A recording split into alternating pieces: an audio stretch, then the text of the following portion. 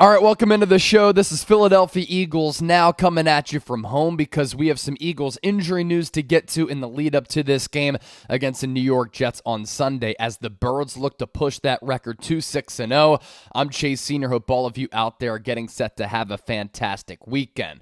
So on today's show, will Jalen Carter and Darius Slay both miss Sunday's game against the Jets? It seems to be trending in that direction. Also, the Eagles made a roster move yesterday, bringing in a big hitter to the practice squad. First, though, if you want Eagles updates and shows every single day, year-round, make sure you hit that subscribe button down below. We're a little more than 200 people away from 57,000 subscribers. Can we get there prior to our watch party on Sunday? It's up to you to decide that. And by the way, turn on those notifications. Therefore, anytime we push out a video or when we go live on Sunday for our watch party, the best place to experience the game outside of being at the game, you will be notified. So let's start off on the Eagles injury front here, in particular, Darius Slay. In addition to the Eagles injury report this week with a knee injury, Nick Sirianni in his pre-practice press conference just a little while ago on this Friday morning said that Slay is feeling good, but said we'll see if he can play on Sunday. Sirianni did add that if he does miss Sunday's game, does not seem to be a long-term injury. Darius Slay's Pro Football Focus numbers this year aren't great. I don't think that's because he's getting older, he's washed, he's declining. I think this is more of a case of the Eagles secondary struggling to find its way to start the year under a new defensive coordinator in Sean Desai. We've seen glimpses of this Eagles defense putting it together, but sometimes on that back end, communication issues can be a reason for giving up big plays, and sometimes those communication issues and breakdowns do happen with a new defensive coordinator. One thing has become clear for me with how Desai calls the defense and how this defense plays. I like the system. I like the scheme a little bit more than Jonathan Gannon. I think that he's a little bit more aggressive. Most importantly, though, he makes some really quality in-game halftime adjustments. For instance, last week against the Los Angeles Rams, Philadelphia gave up back-to-back touchdown drives at the end of the first quarter and in the second quarter. After that, though, Philadelphia in the second half pitched a shutout, gave up less than 100 yards of offense, and the Rams could not move the football. When you go back and watch those first two drives, Matthew Stafford connecting with Cooper Kupp, connecting with Puka Nacua, a couple of plays to Tutu Atwell and Tyler Higbee. After those two scoring drives, though, I thought that Sean Desai outcoached Sean McVay, and that's really impressive considering that McVay, one of the top offensive minds in the game. So with Slay, I think that the play is going to get a little bit better, and frankly, I don't think it's been awful, as evidenced by the Pro Football Focus grades, which kind of paint a different picture from what I've seen.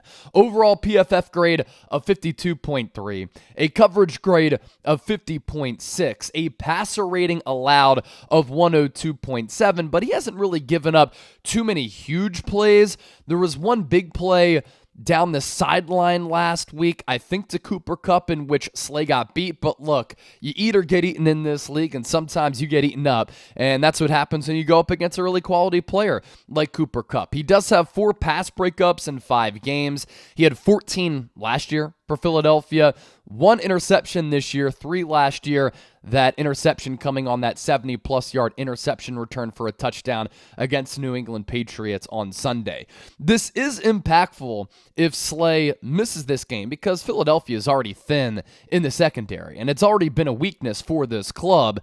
If Slay cannot go and he can't play, more Eli Ricks, more Mario Goodrich, who played a lot early in that game, Ricks and Goodrich, and then Sean Desai kind of favored Bradley Roby the rest of it, but Ricks will most likely play a lot of outside cornerback. Josh Jobe will play some outside cornerback as well, so that's another player who could get some more snaps, and then we'll continue to see more from Bradley Roby out of the slot. I thought he played well against the Rams last week after making his Eagles debut, having gotten signed just a couple of days before that. And, of course, James Bradbury will continue to play on the outside as well. The Eagles are playing Zach Wilson, but don't get it twisted. Zach Wilson, the last couple of games, has actually played the best football of his career, and he's played much better than what he has put on tape his entire career, where it looks as though he's not a quarterback in this league. Do I think he's a starter in this league? No. But he is getting a little bit better, and they're playing and working off of the success of that defense, which is really, really good, which is what we've talked about this week. You can't sleep on this Jets defense. They have dogs at all three levels of the field.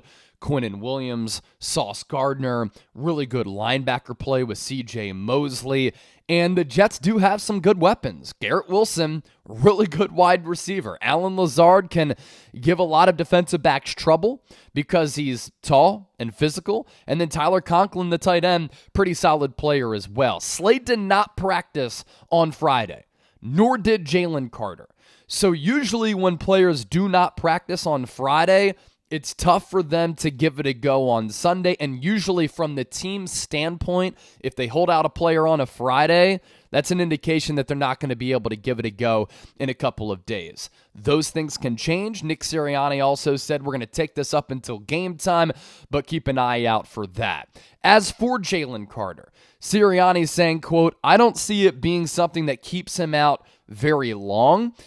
Carter hurt his ankle in practice on Wednesday.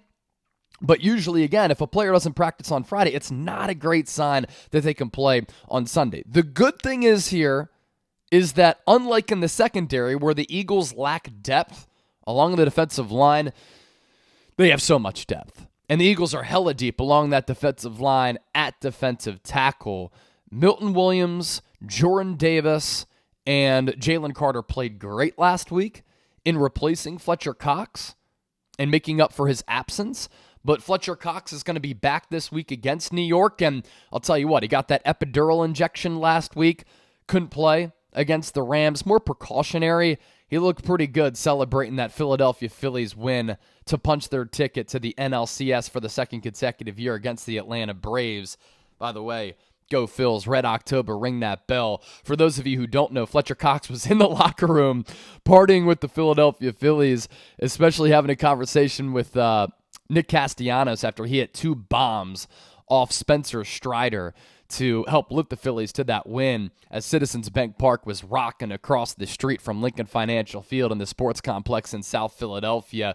Pretty cool moment for Fletcher Cox to be partying there, and he seemed to be getting into it, and the back looked good. So I expect him to play on Sunday, and if Jalen Carter, cannot play, and Fletcher Cox can, then you make up for that absence. Jalen Carter this year, he's been straight up unbelievable. Pro Football Focus grades, overall 91.8, pass rush grade 86.7, 23 pressures, leads all defensive tackles in the NFL ahead of Aaron Donald.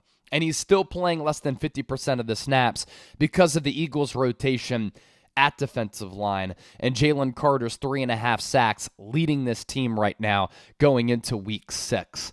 The roster move that I teased at the start of the show, Eagles signed linebacker Brandon Smith. He went to Penn State, and he actually visited with the Eagles prior to the 2022 NFL Draft. He was a 4th-round pick by the Carolina Panthers at that time. Former Temple coach, current Nebraska coach Matt Rule was helping call the shots for Carolina, and Smith was drafted 120 overall. Then he got waived under a new coaching regime this summer, with the Eagles a little bit thin at off-ball linebacker, only 3 on the roster right now. They could have interest in signing him to the practice squad, and did sign him to the practice squad, I should say. So that's a new addition to the Eagles practice squad, as reported on yesterday. I'm not sure if the team has made that official yet, but the rumblings were that Brandon Smith signing with the Eagles practice squad. Nakobe Dean, practice window activated, so he could play against the Jets if he's feeling up to it, and I really am curious to see what Sean Desai does with that linebacker rotation with him, Zach Cunningham, and Nicholas Morrow, because Cunningham and Morrow have played really, really well. Sirianni did say this week, we do have a plan at that linebacker spot. We're not going to reveal it because we want that edge as far as game preparations go, but earlier this week, the starting linebackers off ball were Nakobe Dean and Zach Cunningham with Nicholas Morrow as the backup. So those are the news and notes I wanted to pass along on this Friday from the crib. Just too good of an opportunity to pass up on to give you some great Eagles content. That's the standard. That's what we do, and that's why you subscribe to the channel. A lot more videos coming out throughout the weekend, and then again, we'll be live for our watch party Sunday against the New York Jets. Come rock with us. Best place to experience game day outside of being at the actual game.